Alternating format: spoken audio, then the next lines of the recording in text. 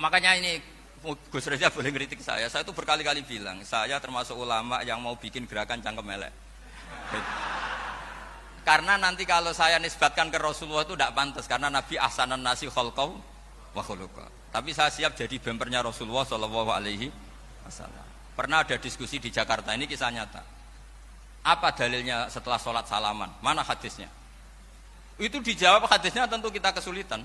Kalaupun ada hadisnya dhaif semua yang masalah musafahah. Akhirnya mau tidak mau dijawab pakai cangkem elek. Boleh enggak kamu setelah salam nyalain HP yang off? Boleh. Boleh enggak ke kamar mandi? Boleh. Oh berarti kencing boleh, nyalain HP boleh, yang enggak boleh itu ingat Allah. Karena mereka mengkritik wiridan, ngeritik salah salam. Akhirnya mikir deh. Ada enggak hadisnya orang setelah sholat nyalain HP?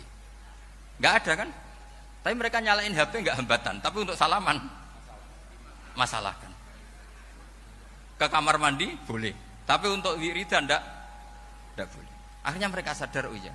Lama-lama dibisi gini yang kelompok itu. Kamu itu korban aliran supaya kamu enggak ingat Allah, ingatnya HP-nya. Sehingga orang wiridan kamu kritik, orang nyalain HP enggak kamu kritik. Itu kelompok itu adalah kelompok orang-orang yang supaya orang Islam itu lupa Tuhannya. Itu gerakan cangkem elek, tapi jadikan orang sadar. Jadi ini penting. Jadi kalau kamu tidak bisa bela agama dengan jalan yang lurus karena tidak bakat gitu, nggak apa-apa pakai cangkem elek tadi. Karena nggak mungkin gerakan ini dinisbatkan kepada Rasulullah Shallallahu Alaihi Wasallam. Kalau soal sanad, saya punya sekian sanad tentang itu, tapi tidak usah kamu ikuti. Ada orang tanya, ya Pak Kiai kalau setan dibakar di neraka panasan enggak? Ya panasan. Lo kan setan dari api, ngapain harus panasan? Kan materinya sama. Terus Kak Kiai tadi gak kesulitan, dia ngambil pasir, disawur di wajahnya. Wah sakit Kiai, kamu kan dari tanah, kena tanah kok. Jadi itu ada sekian, artinya gini ya, kalau kesulitan jawab pakai baik-baik ya sudah pakai cangkem elek itu aja karena. Tapi tentu kan gerakan ini tidak mungkin dinisbatkan kepada para nabi. Tapi saya pastikan meskipun nggak bisa dinisbatkan kepada para nabi dari segi cangkem elek tadi, tapi secara semangat itu sama.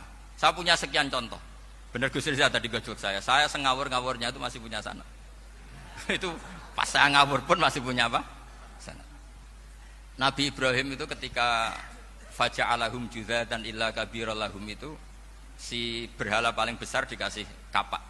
Ketika mereka geger, ini siapa yang memecahkan berhala-berhala kecil? Kata mereka, sami'na fatay yadhkuruhum yuqalu lahu Ibrahim. Ya kira-kira Ibrahim lah gitu. Terus Ibrahim didatangkan, siapa yang melakukan ini semua? Ini jawaban Nabi Ibrahim, bal fa'alahu kabiruhum hadza. Ya tanya yang bawa pedal, saya kan tidak bawa.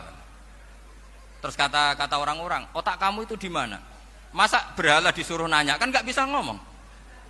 Ibrahim kebalikan, uffil lakum walima ta'buduna min dunillah. Lalu otak kamu di mana? Sudah tahu tidak bisa ngomong kok disembah gitu. Itu ada kata uffin loh. Uffin itu kalau diterjemah kira-kira ya agak-agak jancuk gitu. Kira-kira ya kira-kira seperti itu. Jadi sekarang dalilnya jancuk apa Gus?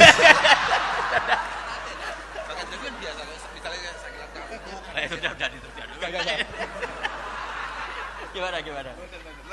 Jancuk itu dari daksu, dak tinggalkanlah suan perkara sing elek. Krono ilate wong Surabaya kakean rawon, akhirnya ngomongnya jancuk. Gitu.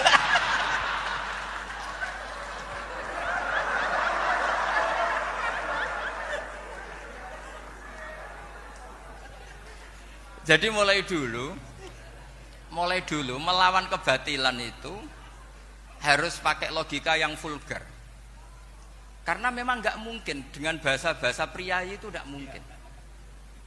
Dan ini penting saya utarakan. Nah, kalau nanti nggak mungkin dinisbatkan kepada Rasul karena Nabi adalah ahsanan nasi khalqa wa khuluqa, kita yang ngambil alih saja.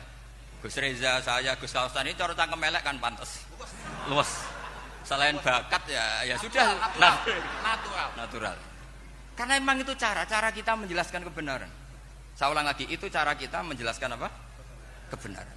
Mau tidak mau. Saya pernah ditanya sama seseorang, Gus, beberapa nabi itu kan poligami. Poligami itu bukti hiperseks. Karena yang tanya itu orang nasionalis yang nggak pati senang Islam. Terus tak balik tanya, perempuan itu makhluk lemah enggak? Iya lemah. Kalau nolong lama satu itu gimana? Ya baik. Kenapa nolong dua jadi tidak baik? Harusnya kalau nolong tiga tidak baik. Tapi saya tidak dukung poligami. Ini cerita saya. Setidaknya mereka jadi ingat.